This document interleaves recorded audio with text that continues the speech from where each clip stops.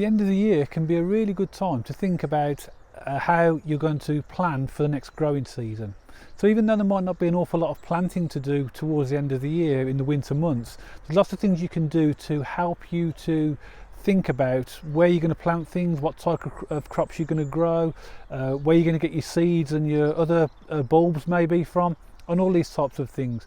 In this video I'm going to share with you some of my ideas for 2021 and the type of things that I'll be planning to do in the next growing season. So if you like the video, then give it the thumbs up, and if you want to subscribe to the channel for future videos on how to sow and grow fruit and veg and some recipe ideas, then press the subscribe button.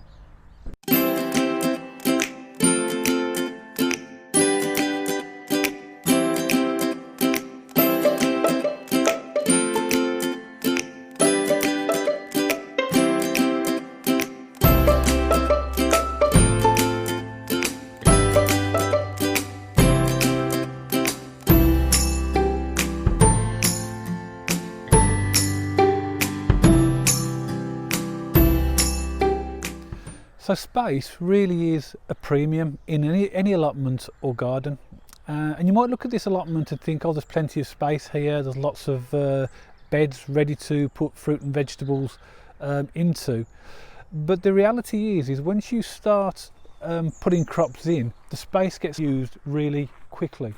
In this particular allotment I've got some fixed beds, so the things that will grow year on year. So here I have raspberries and rhubarb, they won't move. In the next two beds just behind here I have strawberries. This bed here is full from the plants that I grew last year, and also the bed behind. In the half bed, which is empty here, that's where my new strawberry plants will grow from these runners which are currently growing here. So I have two fixed beds of strawberries. I also normally grow 2 to 3 beds of potatoes. Now if you imagine that, 3 beds of potatoes, 2 beds of strawberries, and already a fixed bed of raspberries and rhubarb, half my allotment is already planned. So therefore I've got about another 5 beds that I need to think about what I'm going to put in there. So even though you may at first look at an allotment like this and think, oh, there's plenty of space, when you think about it, ground will get filled up really quickly. And some of the crops that you grow take up more space than others. So for example, if you're growing things like courgettes, you need to plant them round about 18 inches, 1.5 foot apart, and they will take up a lot of space, as will things like butternut squash or cucumbers if you're allowing them to grow along the ground. So therefore planning is essential. What I do each year, I'll sit down and think about what I want to plant and where I want to plant them, and I'm just going to share with you now and show you I use an Excel spreadsheet to plan my planting season for the following year, but you may decide to sit down with a pen and paper and just do a hand sketch. It doesn't really matter as long as you have some form of a plan. So this is my allotment spreadsheet that I prepare every single year. You can see at the bottom we've got the different years, 2017, 18, 19, and all I'll do each year is I've already done 2020, so next year I'll simply add a tab, call it 2021, go to the previous year, click on this icon or this tab between A and 1 in the corner, and just right click and copy, and then go to my new sheet which will be labelled 2021, click on that again to highlight the new sheet, and then paste, and it will just paste in the previous year's layout for the allotment. And then all I do then is just amend where I want to move everything around where I want it. It's quite simple. You can merge different cells to make the bays different sizes. You do need a little bit of knowledge on Excel, but it's pretty straightforward, and that's the way I'll plan my allotment. I also, with this, can also look at things like crop rotation, so I can see where things were in the previous years and then move things around. And as I said in the video previously, you don't need to do this. You could easily do this with a small piece of paper and a pen and have the same outcome as long as you are able to locate where you want your fruit and vegetables.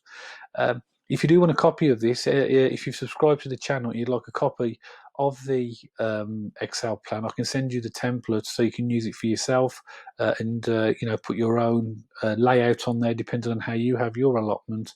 And I'll put the email address on the screen. So if you email me, let me know that you subscribe to the channel, and I'll email you a copy of this particular template here.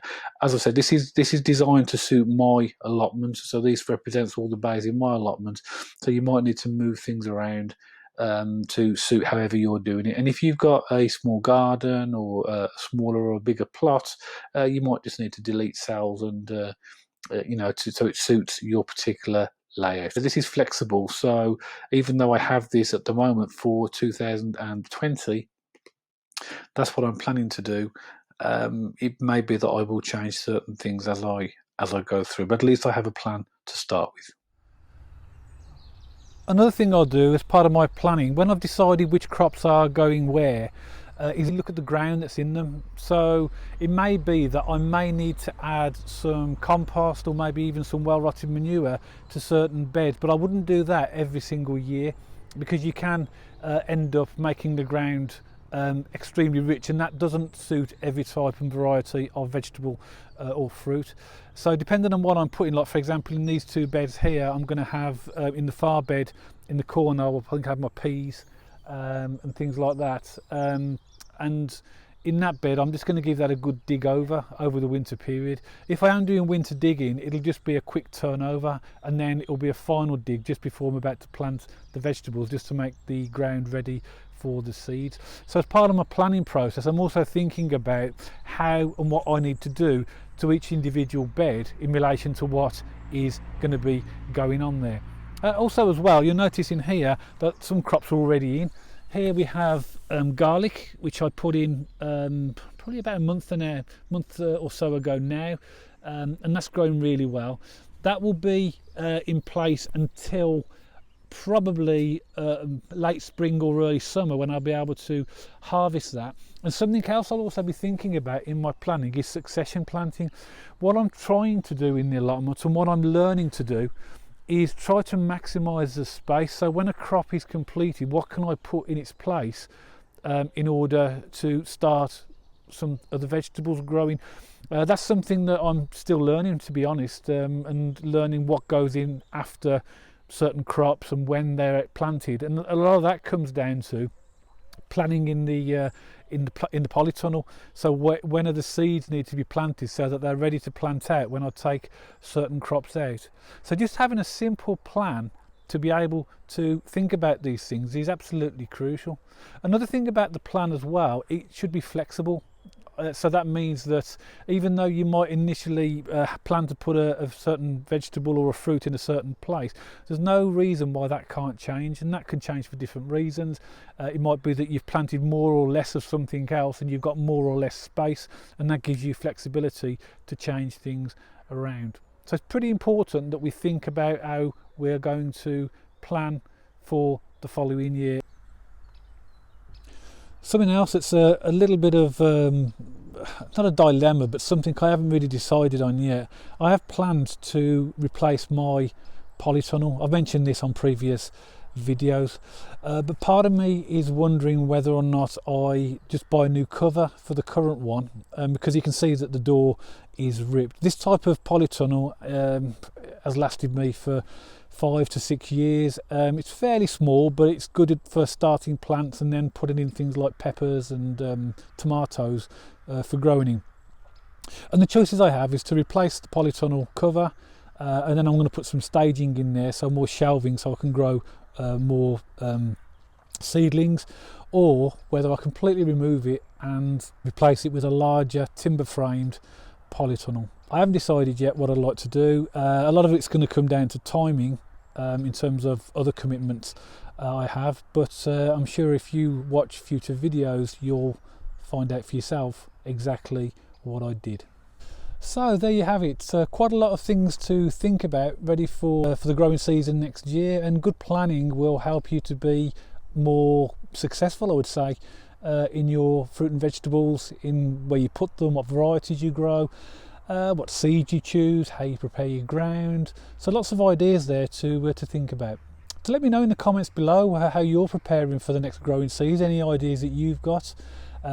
Just pop them in the comments and share them with others, and I'm sure everybody will be grateful to see your comments.